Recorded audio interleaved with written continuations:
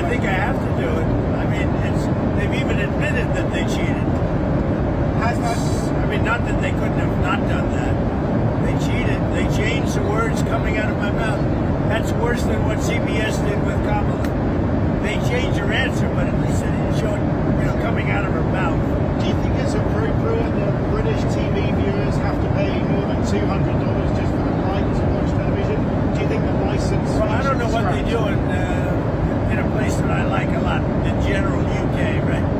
But the people of the UK are very angry about what happened, as you can imagine, because it shows the BBC is fake news. Of course, you and I knew that for a long time, but we didn't know it was this fake.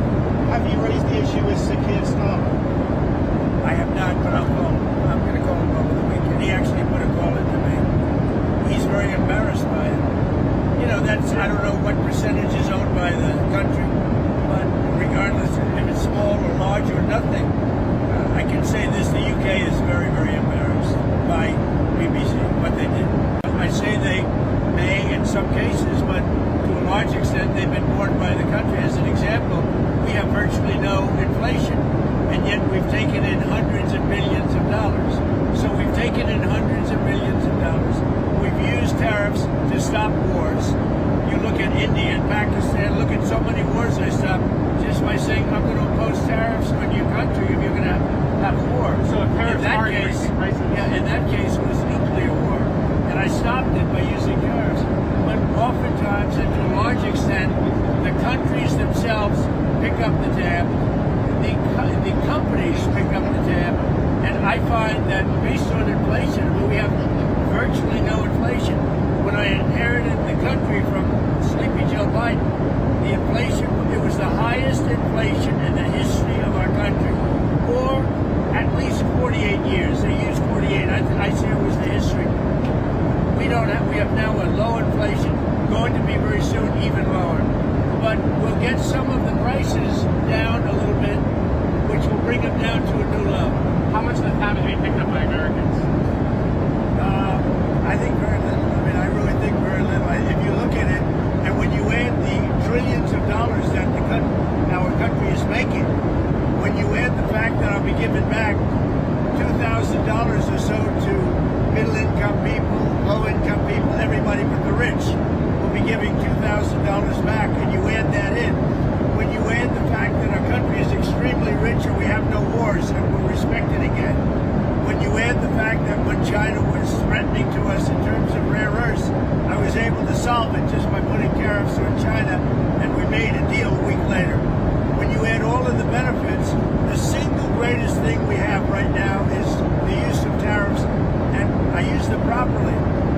For years they've been used against us, and I think, whether you call them tariffs or anything else, if you didn't use them, you really would have an unguarded disaster in your hands. Will those $2,000 payments, will that be inflationary? Because previously Republicans have said that sending money to people like undermining. Yeah, well, the difference is this is money earned as opposed to money that was made up.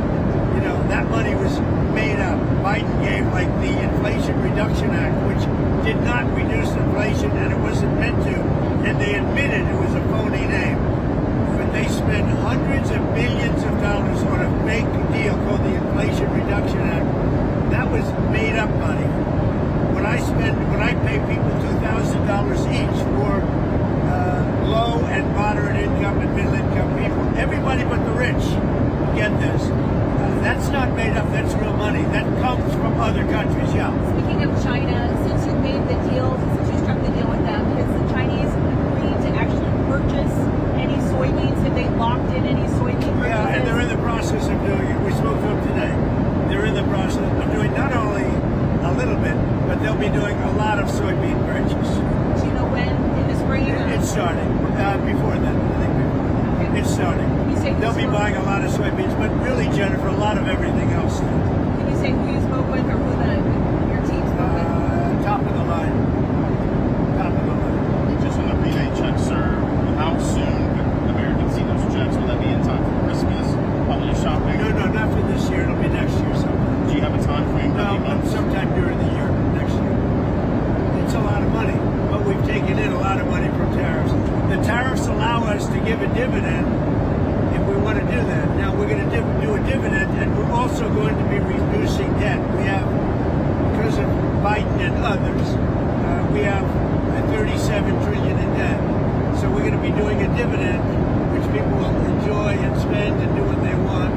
But we're also going to be reducing debt very substantially. I just got back from a big trip, a very successful trip with China and with all the countries. I saw many countries over there. We stopped in Malaysia, Japan, South Korea. It was a phenomenal trip. We had a great meeting with President Xi, who's a great leader, great country actually, whether you like it or not. And China's a great country, amazing place. And Japan, amazing place.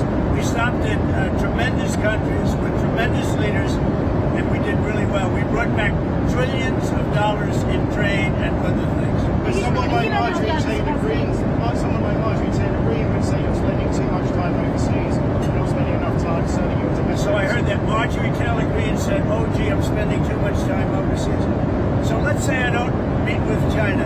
You know what's happened right now to Georgia, to every other state? They're not working because your magnets and your rare earths would have kicked in, and there wouldn't be a factory in the world that was working.